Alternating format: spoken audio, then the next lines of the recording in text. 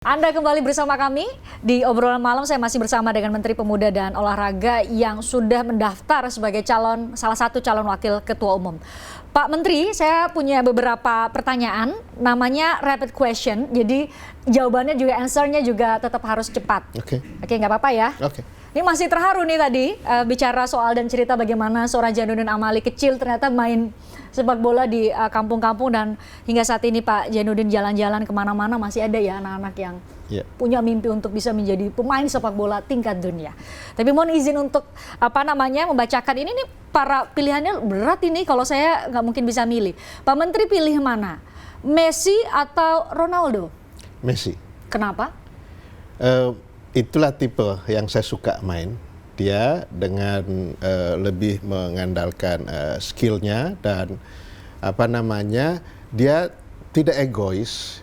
Dia mau membagi dengan teman-temannya. Kita lihat pada saat dia memimpin tim Argentina yang menjadi juara di World Cup kemarin, sangat terlihat kualitasnya jauh. Dan Argentina ternyata jadi juara.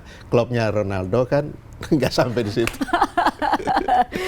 Kita amini, kita doakan di Indonesia bakal ada suatu hari nanti Messi yang seperti diimpikan Pak Menteri. Yang kedua, wah ini berat ini, Erick Thohir atau Lanyala? Siapapun yang terpilih saya bisa bekerja sama. Pak Menteri dekat dengan secara personal maupun profesional dengan keduanya? Iya, kepada 5 calon itu saya sangat kenal. Jadi tidak ada masalah soal nggak ada masalah, kan saya wakil ketua umum. Iya. Oke, yang ketiga, Golkar atau sepak bola? Sepak bola. Waduh, ini tadi dari Menteri sama sepak bola pilih sepak bola, dari Golkar dengan sepak bola pilih sepak bola. Sepak bola. Sepak bola. Ya. Wow, segitu cintanya dengan dunia sepak bola. Baik, yang keempat, Ridwan Kamil atau Erlangga Hartarto? Erlangga Hartarto. Itu bos saya. Dan yang mengizinkan saya juga. Saya minta izin. Kan kita harus punya etika. Minta izin, Pak Ketua Umum saya akan maju dan lain sebagainya. Kata beliau? Silakan. Silakan? Iya. Ada pesan khusus dari Pak Erlangga? Ya harus menang. Memang awalnya itu saya menyampaikan ke beliau saya mau jadi ketua umum. Cuma kan kita harus realistis. Voters begitu saya lihat, oh ini lebih cocok saya di wakil ketua umum. Karena voters datang kepada saya.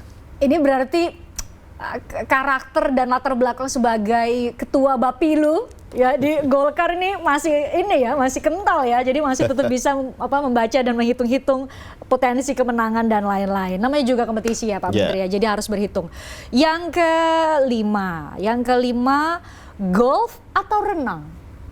Golf. Itu juga salah satu olahraga favorit? Itu olahraga yang sampai kita usia 80-an masih bisa. Itu ada banyak senior, almarhum Bob Hasan itu ya sampai meninggalnya masih main golf. Itu udah di atas 80. Dan di situ ada gerakan, kemudian juga ada fun-nya, ada ya bersilaturahminya banyak teman. Setiap lapangan kita berganti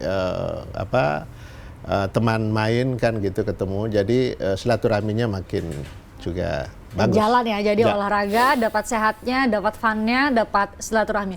Tapi golf sendiri bagi biasanya kan orang memilih satu cabang olahraga tertentu itu selain memang buat secara fisik, tapi juga mungkin ada filosofi di baliknya yang membuat Pak Menteri menjatuhkan pilihan, saya juga suka golf selain sepak bola. Saya sekarang begitu jadi Menteri Olahraga ada 8 olahraga yang saya. 8? Saya masih tenis. Saya tenis meja. Oke. Ada golf sendiri. Basket masih sekali-sekali. Menembak, manah itu. Tapi nggak ada yang terlalu inilah. Tetapi itu saya jalani lah. Itu kalau ada orang ngajak nembak, lapangan tembak, kan kantor kita dekat situ. Betul. Saya juga masih ikut. Di Senayan ya? Ya gitu, turun lihat anak-anak yang lagi syuting itu. Basket? Ya, bulu tangkis masih jalan itu. Tapi saya ukur lah, kan kita harus tahu diri usia. Mungkin memang sekarang sudah momentumnya untuk mengurusi tata kelolanya, bukan lagi menjadi atletnya karena faktor usia. Berikutnya nih yang terakhir, politik atau bisnis? Bisnis. Bisnis? Iya. Kenapa? Ya, sebelum saya serius di dunia politik, saya di bisnis. Saya ikut seseorang, itu mentor saya di bisnis, Pak Enggar Tias Tolukita. Dan beliau mengajarkan saya banyak hal, dan masuk di politik pun tetap ilmu-ilmu yang kita dapatkan di bisnis itu menjadi landasan kuat kita untuk mengeksekusi berbagai hal yang kita kan di politik. Pada saat di DPR itu kita di urusan kebijakan publik. Nah, untuk membuat satu kebijakan publik yang baik, yang bisa juga diimplementasikan dan kemudian bisa diterima oleh publik, kita harus punya pertimbangan. Ada hitung-hitungannya. Nah, dari mana kita dapatkan itu? Kalau kita punya kemampuan berhitung dari bisnis, insya Allah akan bagus kita. Kalau didengar dari cerita Pak Menteri, semua rangkaian dan tahapan hidup Pak Menteri itu mengantarkan sampai ke titik ini. Ya. Semua orang begitu, sampai ke titik ini. Dan ternyata di titik ini kemudian harus memilih. Ya. Dengan segala pertimbangan tadi. Oke. Tapi tadi saya tanya antara politik dan bisnis, pilihnya bisnis. Ya. Banyak yang mengasosiasikan karena banyak sekali masalah di PSSI. PSSI itu kental juga loh politiknya. PSSI itu selain rumit masalahnya ya Pak Menteri. Pak Menteri menanggapinya seperti apa? Kalau ada yang bertanya seperti itu. Iya, salah satu tantangan kita, banyak urusan olahraga dibawa ke politik.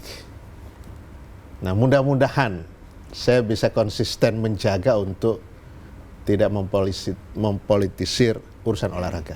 Jadi pure urusan olahraga. Soal nanti itu berdampak secara politik, ya itu urusannya. Tetapi jangan didesain olahraga itu untuk tujuan politik. Gak boleh. Akan rusak olahraga itu.